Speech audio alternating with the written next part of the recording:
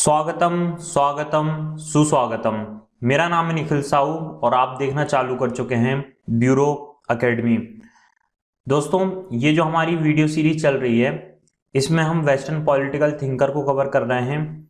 इससे पहली वाली वीडियो जो थी हमने L5 मतलब कि लेक्चर 5 बना लिए हैं और ये लेक्चर 6 है। ठीक है, हमने लेक्चर 5 तक कौन कौन से सुकरात, प्लेटो और अरस्तु, इन तीन मेन थिंकर्स को कवर कर लिए हैं। इनको पाश्चात्य राजनीतिक चिंतक बोला जाता है, मतलब कि जो शुरुआती हमारी पॉलिटिकल साइंस की थिंकिंग है इनसे मानी जाती है। किन से? सुकरात, प्लेटो और अरस्तु से। और भी बहुत सारे थिंकर्स रहे हैं, लेकिन जो हमारा सिलेबस है, आप यूपीएससी का सिलेबस देख लीजिए या कोई भी और स्टेट पीएससी का सिलेबस देखेंगे तो हमको इन थिंकर्स से ही पॉलिटिकल साइंस की शुरुआत करनी होती है। इन थिंकर्स को ही सबसे पहले पढ़ना होता है। तो हमने अब तक 3 थिंकर्स पढ़ चुके हैं और हमने लगभग जब अरस्तु की मृत्यु हुई थी वो हुई थी 322 बीसी, मतलब कि बिफोर क्राइस्ट, मतलब कि ईसा पूर्व 322 ईसा पूर्व तक हमने वहां का राजनीतिक जीवन कैसा होना चाहिए, सारी चीजें हमने जान ली थी। ये पीछे की वीडियो में आप जाकर देख सकते हैं। आज मैं आपको बहुत एक जंप कराकर बिल्कुल बहुत आगे चलकर हम एडी में बात करने वाले हैं। और ये एडी कौन सा होने वाला है? 1469 में जन्म हुआ था मैकियावेली का। ये मॉडर्न पॉलिटिकल थिंकर माने जाते हैं। ऐसा मॉडर्न भी नहीं कह सकते, मिडिवल और मॉडर्न का बीच के जो मतलब जिन्होंने ब्रिज का काम किया ये वो थिंकर हैं। इन्होंने पूरी काया पलट करके रख दी जो वेस्टर्न पॉलिटिकल थॉट्स जो थे, जो थिंकिंग थी उसकी, जो विचार अब तक प्रस्तुत किए गए थे, जो कि हम अब तक पढ़ते आए हुए थे, उसका पूरा उलट इन्होंने बात कर दी है। वो हम अब भी जानेंगे कैसे। तो ये हम बात कर रहे हैं 1469 एडी में। ठीक है, और इनकी मृत्यु कब होती है? 1527 एडी में। ईसवी है ना, ईसा पूर्व और ईसवी बोला जाता है ना हिंदी में। तो 1469 ईसवी और से लेके 1527 ईसवी तक इनकी कहानी चलती है। और इनका नाम जो है वो है निकोलो मैकियावेली। इनको मैकियावेली नॉर्मल बोला जाता है। और दोस्तों, इनके बारे में अभी मैं आपको बताऊंगा कि कैसे इनकी परिस्थितियों ने इनको इतना सोचने में मजबूर किया कि जो नीति शास्त्र है उसको इन्होंने जन्म दिया। अंततः राजनीति विज्ञान से हटकर नीति शास्त्र, जो कि एक व्यवहारिक ज्ञान प्रदान करता है हमें, उसकी बात इन्होंने आगे चलकर की। सबसे पहले मैं आपको बता देना चाहूंगा कि आपको पॉलिटिकल जो थिंकर्स है उनके लिए एक बुक लेना है।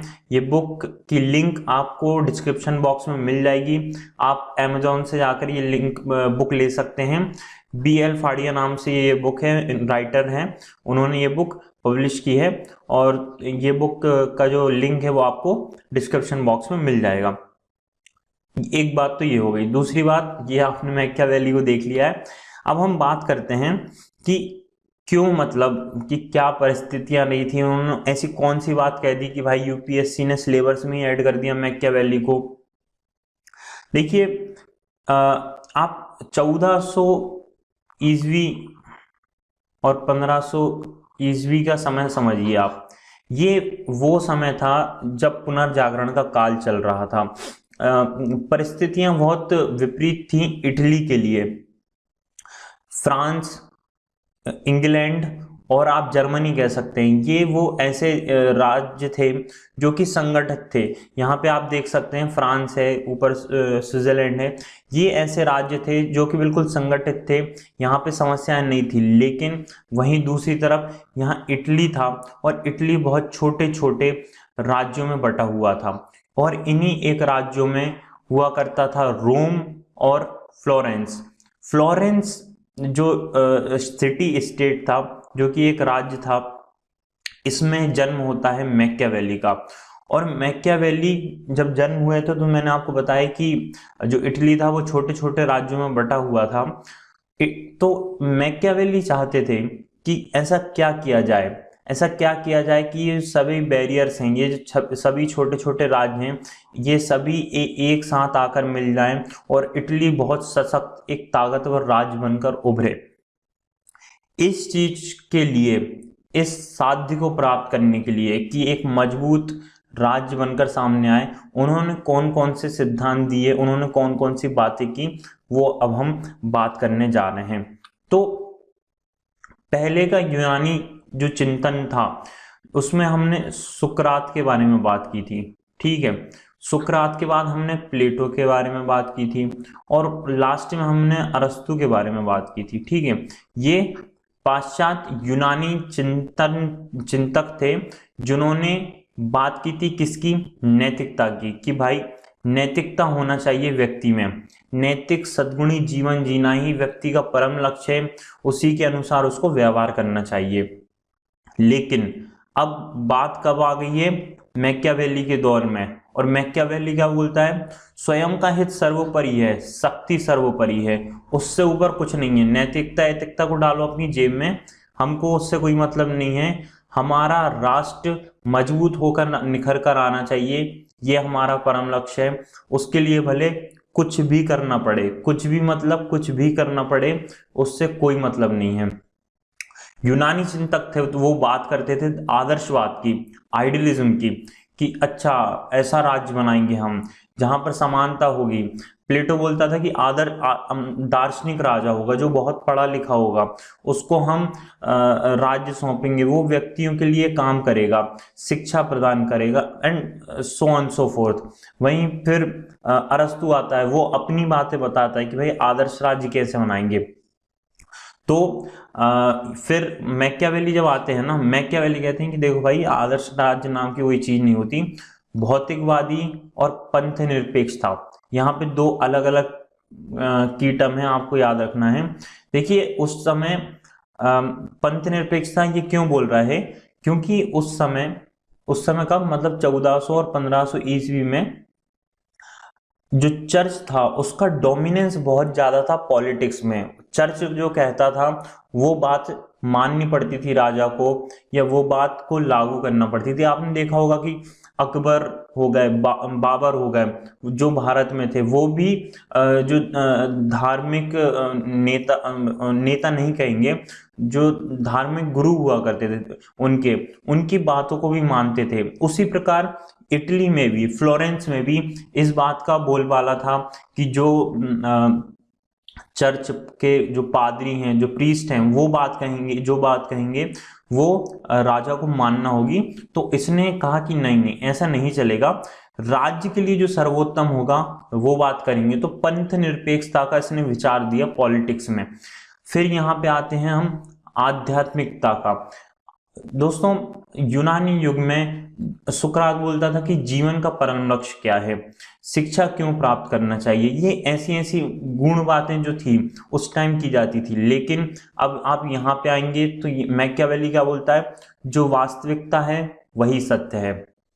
मतलब ये पेन दिख रहा है, ये पेन ही सत्य है, आत्मा महात्मा कुछ नहीं होती। आध्यात्मिक बातें इसने पूरी तरीके से खारिज कर दी, धार्मिक बातों को पूरी तरीके से खारिज कर दिया। इसने कहा कि राजनीति पर फोकस होना चाहिए। सैद्धांतिक ज्ञान से इतर उठ के उसने कहा कि व्यवहारिक ज्ञान, अनुभववादी ज्ञान, मतलब जिसको आप अनुभव कर सकते हैं, शक्ति, प्रदर्शन, राज्य, जो अनुभव की जा सकती हैं, जो व्यवहारिक बातें हैं, उसके बारे में हमारे मैकियावेली बात करते हैं। यहाँ पे आदर्श राज्य की बात की गई थी पहले यूनानी चिंतन में, लेकिन यहाँ पर बात की गई है आदर्श कुछ नहीं होता, मजबूत राज्य चाहिए भाई, मजबूत राज्य चाहिए। यहाँ पर दार्शनिक बातें होती थी, यहाँ पे कूटनीति का जमाना आ गया, डिप्लोमेसी का जमाना आ गया, ठीक है।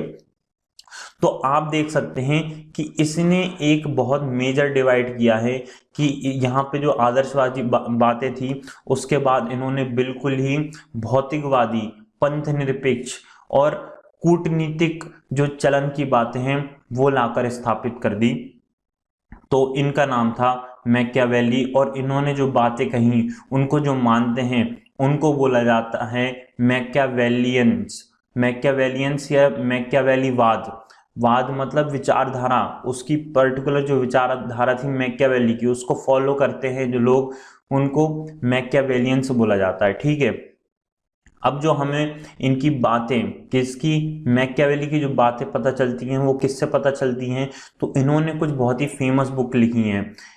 इनकी बुक है the art of war, the art of war, history of Florence, discourses, the Prince. दोस्तों ये जो बुक है ना, इसने ही सब चीज़ों को जन्म दिया है जो मैं आपको बता रहा हूँ कि कूटनीति, व्यवहारिक ज्ञान, भौतिकवादी चिंतन, पंथ निरपेक्षता, ये सब इसमें लिखा हुआ है। तो इस बुक को आपको याद रखना है कि द प्रिंस किसके द्वारा लिखी गई है और इसमें किस प्रकार की बातें की गई है।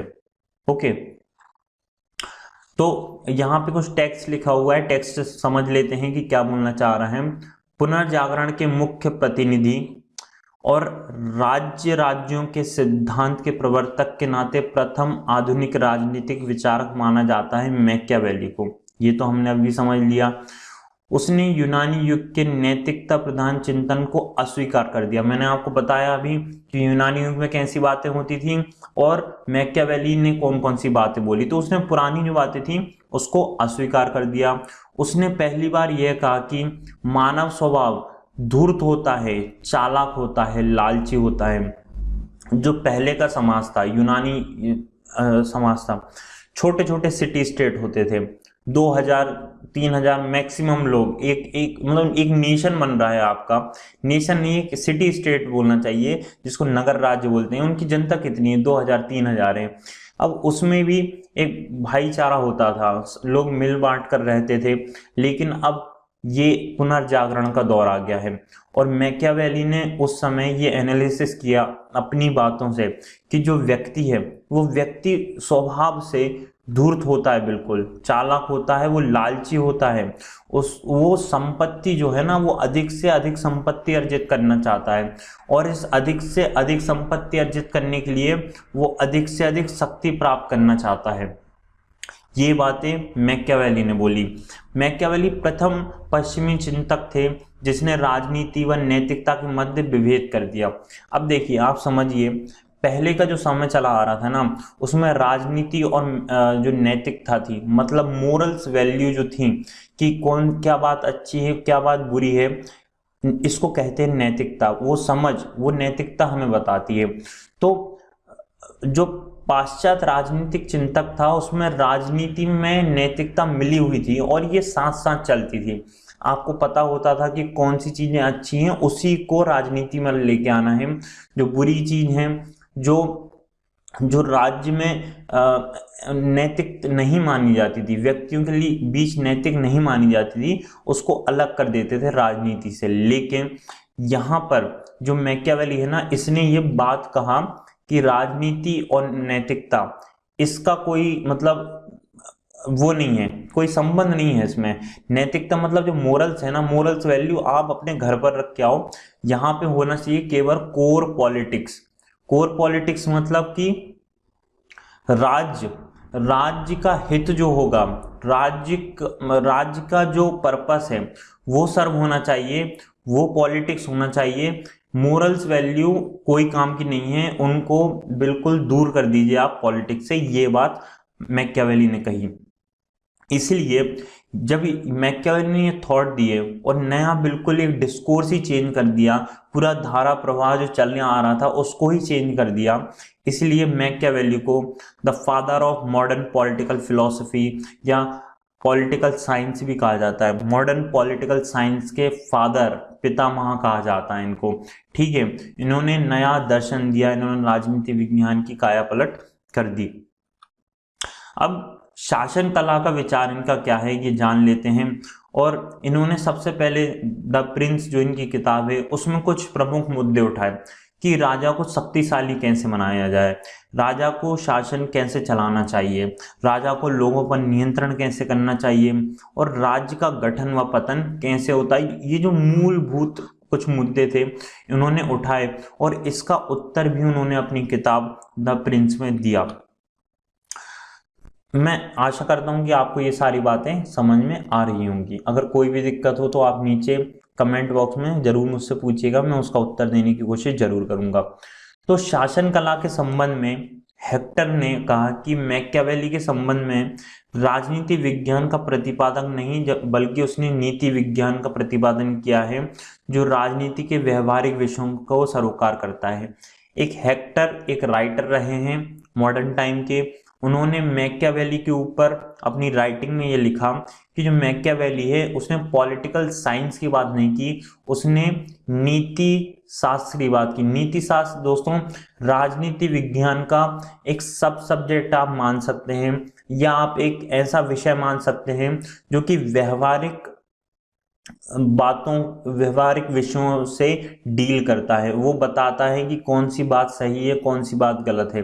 नीति जिसको बोलते हैं ना कि ये नीति इस प्रकार होती है, वो नीति उस प्रकार होती है, तो वही जो व्यवहारिक ज्ञान है राजनीति विज्ञान का उससे डील करता है नीति शास्त्र या नीति विज्ञान।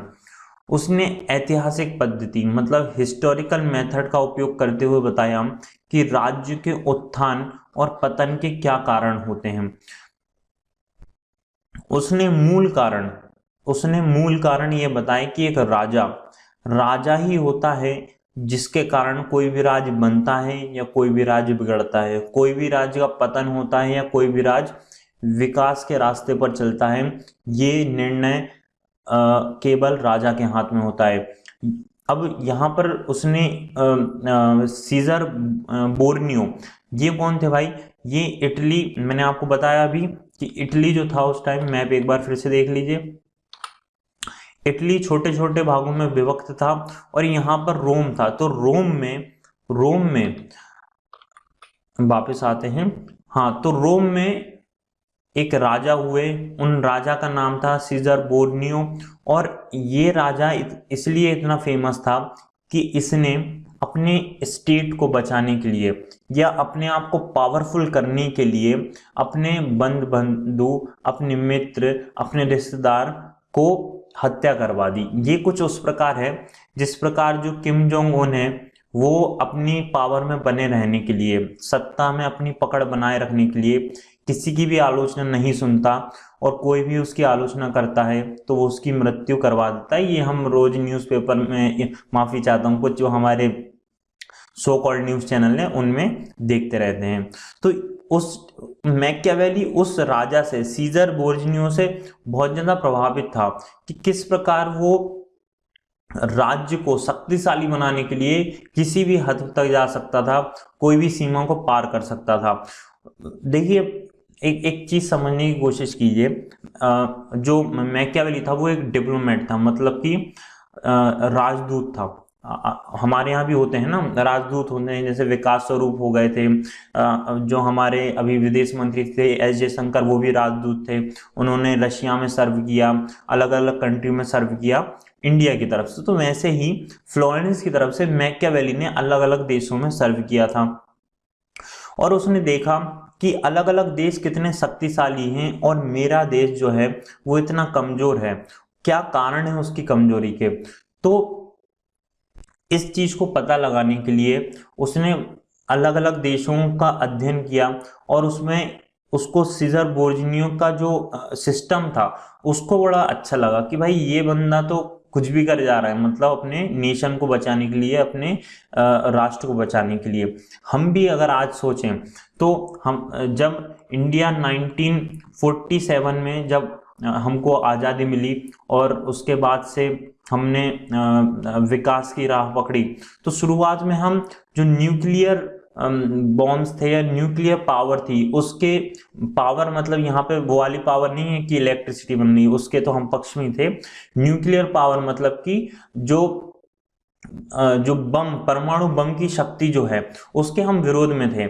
America, Russia, China UK, France, ये कुछ राज्य थे जो लगातार समय के साथ परमाणु परीक्षण करते जा रहे थे और अपने आप को न्यूक्लियर संपन्न राज्य घोषित करते जा रहे थे। शुरू में भारत ने बहुत बोला कि भाई ये न्यूक्लियर टेस्ट आप मत कीजिए। इसके लिए भारत ने विभिन्न जो संधियां थी, जैसे कि पीटीबीटी, जहां तक मुझे याद आ रहा है ये 1964 या 63 में बनी थी। इसका ड्राफ्ट तैयार करने में पंडित नेहरू की बहुत महत्वपूर्ण भूमिका रही थी। पार्शियल टेस्ट बैंड ट्रीटी ये बात करती है कि आप यहाँ परमाणु परीक्षण नहीं कर सकते, लेकिन समय के साथ क्या हुआ, समय बढ़ता गया और हमने देखा कि किस प्रकार 1962 में हम चाइना के साथ बहुत बुरी तरीके से हार गए। उसके कुछ ही समय बाद चाइना ने परमाणु परीक्षण कर लिया।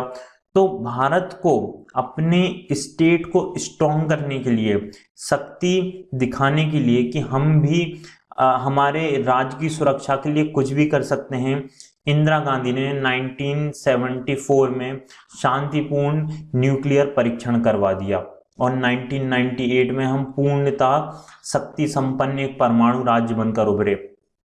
तो ये हमारी उस समय की आवश्यकता थी कि हम परमाणु बम बनाएं, हम हमारे राष्ट्र को दूसरे राष्ट्रों से सुरक्षित करें। चाइना के पास परमाणु बम आ चुका है, हमारे अन्य जो दुश्मन मुल्क हैं जैसे कि पाकिस्तान हो गया, वो उस रास्ते पे था परमाणु बम बनाने की। तो 1998 में भारत को ये बिल्कुल स्वीकार हो गया था, ये समझ गया था भारत की नहीं, ये आदर्शवादी दुनिया नहीं है, हमको प्रैक्टिकल होकर बात करना पड़ेगा। तो इस प्रकार आप समझ सकते हैं कि नेशन को हमको सर्वोपरि रखना है, वो हमारा उसका विकास, नेशन का विकास ही सर्वोपरि वही साध्य है। और इस साध्य को प्राप्त करने के लिए कोई भी साधन, हमें कुछ भी करना पड़े, वो मुमकिन है, वो नैतिक है। ये बात मैकियावेली ने बोली थी। मैं आशा करता हूं कि ये एग्जाम्पल के साथ आपको ये बात समझ में आ गई होगी। उसने ये भी बोला कि जो प्रिंस होता है ना, प्रिंस में दो प्रकार की विशेषता होना अनिवार्य है।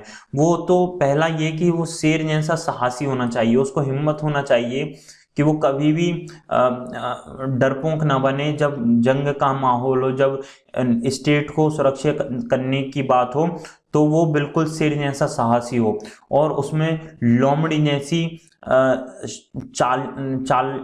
चालाकपन होना चाहिए। उसको पता होना चाहिए कि कब कौन सा डिप्लोमेटिक मूव लेना है। आपको पता होगा आजकल एस जयशंकर बहुत ज्यादा न्यूज में बने रहते हैं। आपने देखा होगा कि वो कितने अच्छे तरीके से जो वेस्टर्न मीडिया है, वेस्टर्न पॉलिटिशियंस हैं, उनको उन्हीं की भाषा में जवाब दे देते हैं, बिना कोई ऐसा मतलब कि बहुत ज्यादा शोर शराबा किए हुए। उनको, क्योंकि उनको आता है डिप्लोमेटिकली आंसर देना, उनको शब्दों के साथ खेलना आता है। तो ये जो शालीनता है, जो लोमड़ी ऐसी चालाकियत है, वो होना किसी भी राजा में होना अनिवार्य है। ये बात मैकियावेली बोला करते थे। राज्य की एकता के लिए राजा को व्यक्तियों पर नियंत्रण करना आवश्यक है, परंतु व्यक्तियों का स्वभाव स्वार्थी, लालची होता है, इसलिए केवल भय के माध्यम से ही लोगों पर नियंत्रण किया जा सकता है। जैसा कि मैंने आपको बताया कि कुछ भी करना पड़े, नेशन सबसे पहले है, फिर आपको लोगों को भय से नियंत्रण करना पड़े, प्यार से नियंत्रित करना पड़े, डजंट मैटर। अपनी किताब द प्रिंस में लिखते हुए उसने कहा कि राजा को दर्शन शास्त्र, साहित्य, गणित आदि विषयों का ज्ञान होना हो, परंतु उसे युद्ध कला का ज्ञान होना, उसका प्रशिक्षण होना अति आवश्यक है, अनिवार्य है। मैकियावेली के विचारों में राष्ट्रवाद की भावना निहित है, क्योंकि इटली शरीर को शक्तिशाली, इटली नहीं, शरीर नहीं, यहाँ पे इटली देश बोल सकते हैं आप, इटली को शक्तिशाली बनाने की बात करता है मैकियावेली। इटली को इस प्रकार शक्तिशाली बनाना चाहता था वो, जैसे कि उस टाइम का इंग्लैंड था, फ्रांस था और स्पेन था, ठीक है। इसलिए फोस्टर, देखिए ये एक राइटर रहे हैं और इन्होंने अपनी किताब में कई बार मैकियावेली का जिक्र किया है और मैकियावेली का क्रिटिकल एनालिसिस किया है। तो मैकियावेली पर ये बहुत एक अच्छी बात लिखते हैं कि मैकियावेली एक कारपेंटर की भांति है, जो दरवाजे बनाते हैं, हमारे यहाँ खिड़कियां बनाते हैं, मैकियावेली उसके भांति है। उससे शिक्षा लेकर, अगर आप उससे शिक्षा ले लेते हैं तो आप ये जान जाएंगे कि आपको दरवाजा बनाना कैसे है, और आप ये भी जान जाएंगे कि दरवाजे को तोड़ना कैसे है। मतलब कि अगर आप मैकियावेली को पढ़ लेंगे, मैकियावेली की द प्रिंस को पढ़ लेंगे, तो आप समझ जाएंगे कि एक नेशन को बिल्कुल विकसित कैसे करना है, और आप ये भी समझ जाएंगे कि बिल्कुल नेशन को नीचे तक कैसा लेके आना है। ये बात फोस्टर मैकियावेली के संबंध में बोलते हैं। दोस्तों, मैं आशा करता हूं कि आपको ये बात समझ में आ गई होगी शासन कला के बारे में। अभी जो हमारे पास 3-4 पॉइंट बच रहे हैं मैकियावेली के, वो हैं राजनीति व नैतिकता के मध्य अलगाव। मतलब राजनीति और नैतिकता मैंने आपको एक ब्रीफ में इंट्रोडक्शन दे ही दिया है, लेकिन हम और डिटेल में जाकर ये देख लेंगे कि जो मैकियावेली है वो नागरिकों के लिए कौन सी नैतिकता की बात करता है और राजा के लिए कौन सी नैतिकता की बात करता है। हालांकि राजा के लिए, जैसा कि आपको पता है, कोई भी नैतिकता का मापदंड उसने तय नहीं किया है। वो कहता है राजा कुछ भी कर सकता है, कुछ भी मतलब कुछ भी कर सकता है अपने राज्य को बचाने के लिए। वो सब नैतिकता की कैटेगरी में आता है। तो ये हम देख लेंगे कल। राजनीति व धर्म के मध्य क्या संबंध है, ये भी हम देख लेंगे। वो बोलता है कि धर्म का उपयोग कर लो राजनीति में, कोई दिक्कत नहीं है। नेशन का जो पर्पस है, मतलब राज्य को अगर ये चाहिए तो इसकी भी इजाजत है, कोई दिक्कत नहीं। अभी मैंने आपको बताया था कि वो पंथनिरपेक्ष था, लेकिन उसने ये भी बोल दिया कि अगर आवश्यकता पड़े तो राजनीति में धर्म का उपयोग भी किया जा सकता है। शासन की प्रणाली, हमने कल अरस्तु की जो हमारी लास्ट क्लास थी उसमें बात की थी कि अरस्तु जो है वो बात करता है राजतंत्र की, ठीक है, राजतंत्र की बात करता है। और ये राजतंत्र जब भ्रष्ट हो जाता है तो इसको टिरनी बोला था उसने, मतलब कि निरंकुश तंत्र। यहाँ ये जो मैकियावेली है ना, ये यहीं से चालू करता है कि निरंकुश तंत्र ही होना चाहिए। अगर किसी देश को विकास करना है तो वहां पर निरंकुश तंत्र होना चाहिए, और कोई बात तो वहां पर चलेंगी नहीं। तो ये हम समझ लेंगे कि इसने प्रिंस में क्या लिखा है, डिस्कोर्सेस जो इसकी बुक है उसमें कौन सी शासन पद्धति की बात की है, ये हम अपनी नेक्स्ट क्लास में देख लेंगे। और आखिरी इनका पॉइंट जो है वो है कि एक बात बोली जाती है, मैकियावेली अपने युग का शिशु था। मतलब पुनर्जागरण के दौरान इनका जन्म हुआ था, उस दौरान बहुत सारे नए विचार आए थे, तो उस टाइम का इनको बालक बोला जाता है। और इसका मीनिंग क्या है, इसको लेकर यूपीएससी में पहले क्वेश्चन पूछा गया था, तो इस चीज को भी हम समझेंगे नेक्स्ट क्लास में कि इसका आशय क्या होता है। तो दोस्तों, मैं आशा करता हूं कि ये बातें आपको अभी तक समझ में आ गई होगी। कोई भी दिक्कत हो आप कमेंट बॉक्स में पूछ सकते हैं। डिस्क्रिप्शन बॉक्स में टेलीग्राम चैनल का लिंक दिया है, और वहां पर एक लिंक दी है बुक की, वो बुक आप खरीद सकते हैं। मैं आशा करता हूं कि आपको ये वीडियो लेक्चर पसंद आया होगा। बहुत बहुत धन्यवाद ब्यूरो एकेडमी के साथ समय बिताने के लिए और मुझे सुनने के लिए। धन्यवाद।